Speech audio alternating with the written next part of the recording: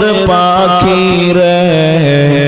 আজ মন মোর চঞ্চল রে কাঁচা বাঁশের খাট পালঙ্ক শুকনো পাটের দড়ি এ আত্মীয় স্বজনে মিলে রেখে আসবে আপন বাড়ি রে আজ মন মোর চঞ্চল রে কুলের পাতা গরম পানি গোসল করাবে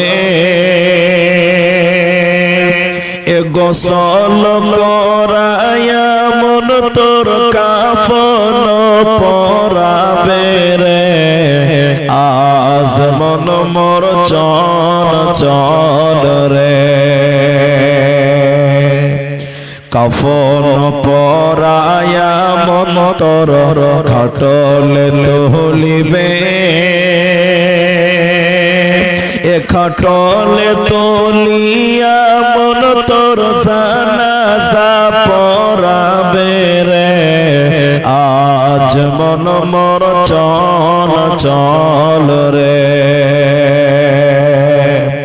জানাজা পড়ায়া মন তোর কবরে রাখিবে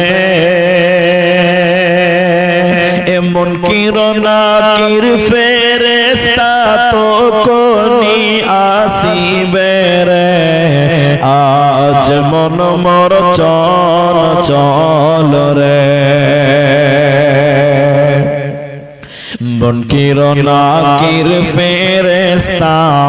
তখনই জিগাবে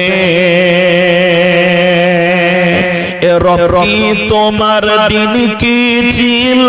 কারবা দিনে ছিলে রে আজ মন মোর চঞ্চল রে মা কান্দিবে বেটার বেটা এ মা কান্দিবে বেটার বেটা বোন কান্দিবে ভাই রে এ ঘরের বিবি সেও কান্দিবে আর তো কেহ নাই রে আজ মন মোর চঞ্চল রে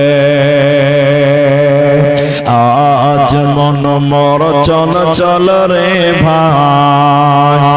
ঝরে দুটি আঁখি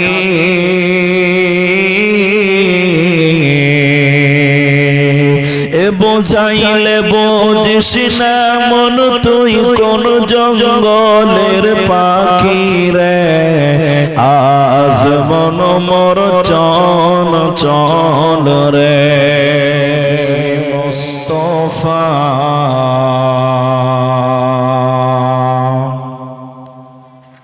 জন্মভূমি ছাড়িয়া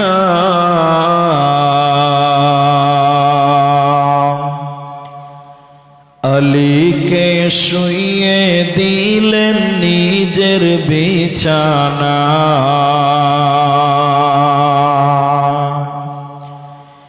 দয়ার নবী মুস্তাফা জন্মভূমি ছাড়িয়া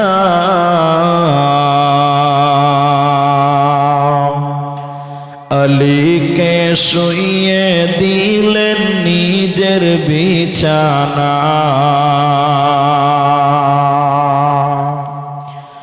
কাফেরেরা সব যুক্তি করে নবীজিকে মারব বলে কাফেরেরা সব যুক্তি করে নবীজিকে মারব বলে সারা রাত্রি চারিদিকে ছিল পাহারা আলীকে শুইয়ে দিলেন নিজের নিজের বিছানায়। তাই নবীজি গভীর রাতে আবু বকরকে নিয়ে সাথে,